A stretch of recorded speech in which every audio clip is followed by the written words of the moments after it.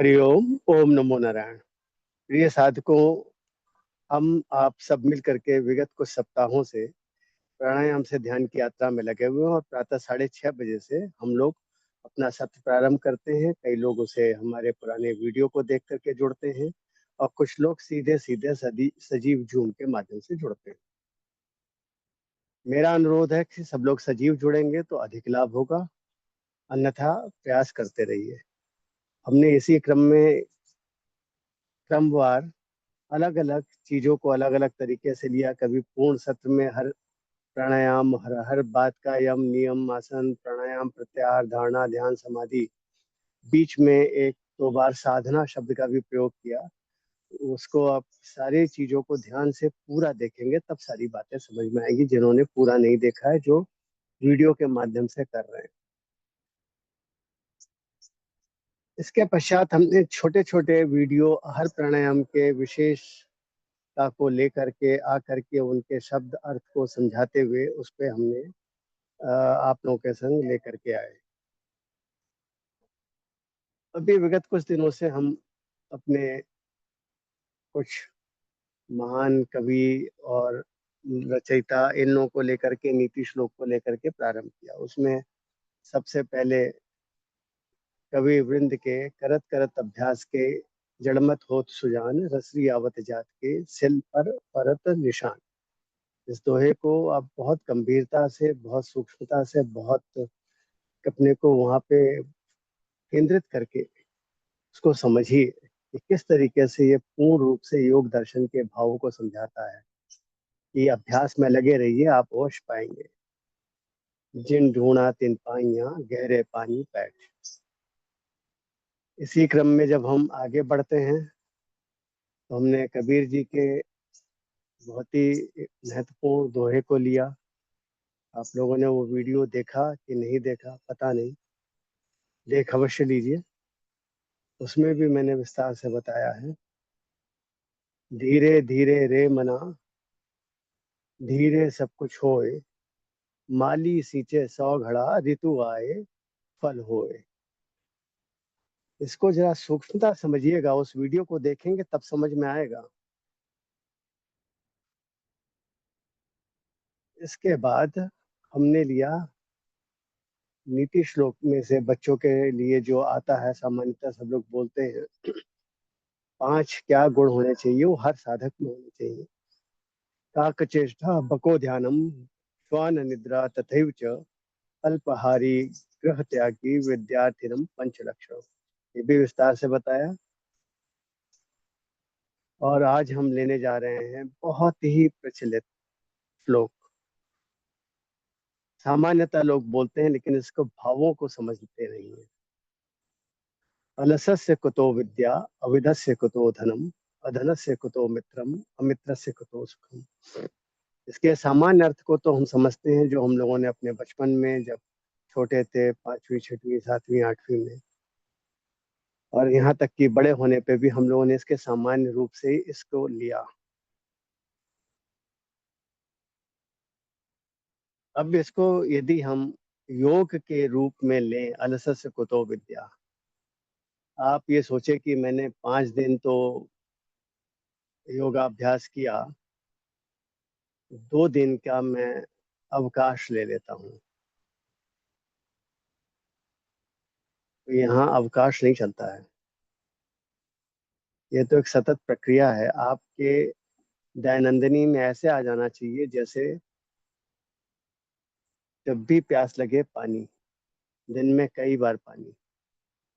यदि नहीं कर सकते हैं तो शांतिपूर्ण ढंग से इसको समझिए कि जब मैंने सुबह प्राणायाम, ध्यान, पूरा सारा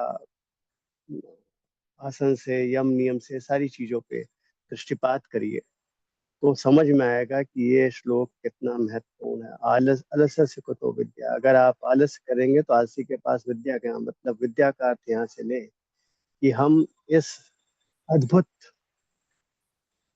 योग को कैसे समझ पाएंगे। अगर आलस कर जाएंगे, हम इसको अपने दैनंदिनी में नहीं लेकर के आएंगे, हमारे शरीर में क्या परिवर्तन हो रहा है।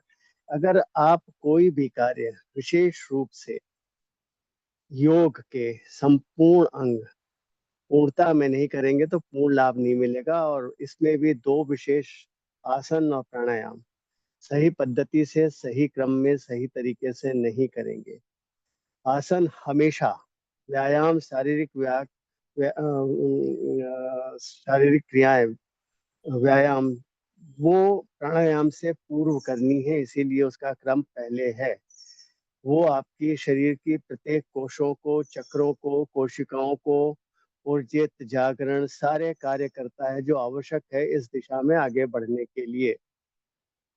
बहुत से लोग इस चीज को सुनते नहीं हैं, मानते नहीं हैं, और लाभ नहीं मिलता है करते रहते हैं। अब बहुत सारी टिप्पणियां आती हैं। तो कहने का आशय है कि अलसस्य कुतो विद्या, आलसी के पास कहाँ विद्या। जब आप आलस कर जाएंगे, अरे ठीक है आज तो कर लिया ना, पूर्ण अभ्यास। कोई शॉर्टकट इसका नहीं है, कोई इसका छोटा मार्ग नहीं है, अल्प मार्ग नहीं है इसका। जिसने पूर्व जन्म में साधना की है वो बचपन से इस चीज में आ जाता है।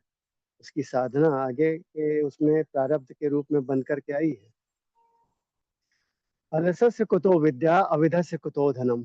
और जब आपके पास इसकी ज्ञान नहीं होगा, विद्या नहीं होगी, तो इसका धन मतलब इसकी शक्ति, इसका ऊर्जा स्तर, इससे क्या क्या लाभ है, ये कैसा धन है, अद्भुत धन, वो कैसे समझ में आएगा। वो धन कहाँ से मिलेगा, कैसे पाएंगे। और जब अलसस कुतो विद्या, अविधस्य कुतो धनम, अधनस्य कुतो मित्रम। और जब यह धन अपने शरीर की प्रत्येक अंग, प्रत्येक कोशिका, प्रत्येक उसको समझने का आप कार्य नहीं करेंगे, तो आप उससे मित्रता कैसे कर पाएंगे। उसका हर अंग का, हर ग्रंथि का क्या उपयोग है और क्यों मुझे ये करना चाहिए, कहाँ से मेरी कुंडलिनी जागरण होगी।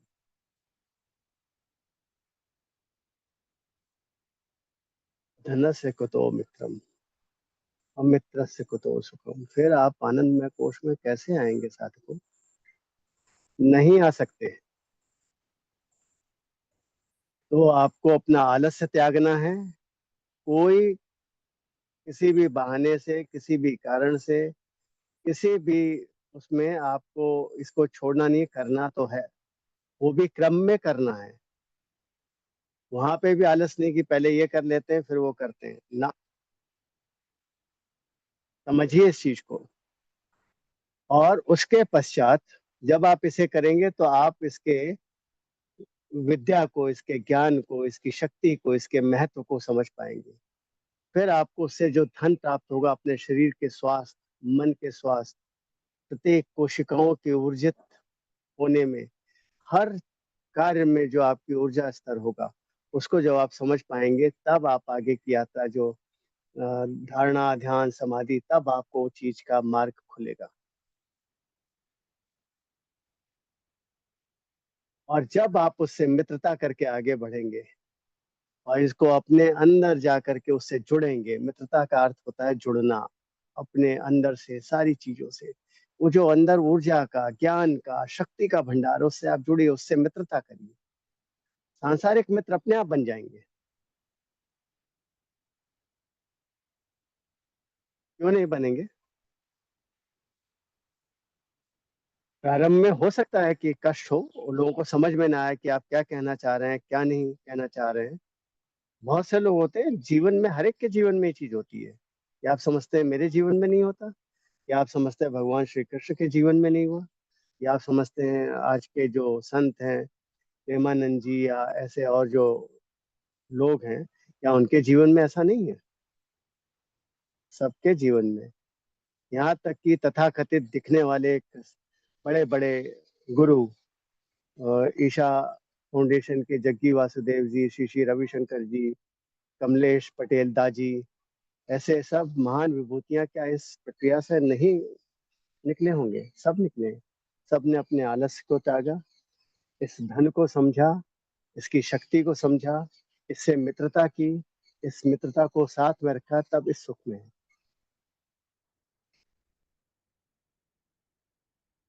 तो साथियों, तो आप समझिए, प्रतिदिन करिए, इसमें कोई आलस्य नहीं। आलस किया तो सुख नहीं है कि आपको अपना इसका ज्ञान नहीं मिलेगा। ज्ञान नहीं मिलेगा तो आप इसके विद्या नहीं पाएंगे, तो आपको इसका धन, इसका मूल्य, इसकी शक्ति, इसकी महत्ता नहीं समझ में आएगी। जब इसका मूल्य महत्ता नहीं समझ में आएगी तो परम आनंद कहाँ से। इसी के साथ मिलते हैं अगले सत्र में। हरिओम, ओम नमो नारायण।